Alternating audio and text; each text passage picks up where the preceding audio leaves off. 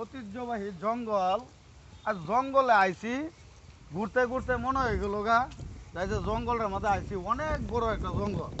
এই জঙ্গলটার কারণ হলো হাজার হাজার বছর আগে এই জঙ্গলের মধ্যে মানুষ গেছে না, গেলে কি হইতো জানুন, মানুষের কিন্তু আগে কোনো লেট্রিন টয়লেট আপনার এরকম কিছু আসেন না।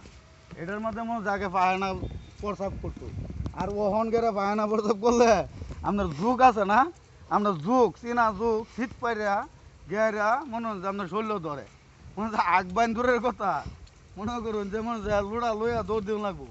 কিন্তু এই কারণে ওহনা লেফটিন সেফটিন থইয়া কেউ জঙ্গলের মধ্যে আর আগের মতন আগবার আইন না যায়।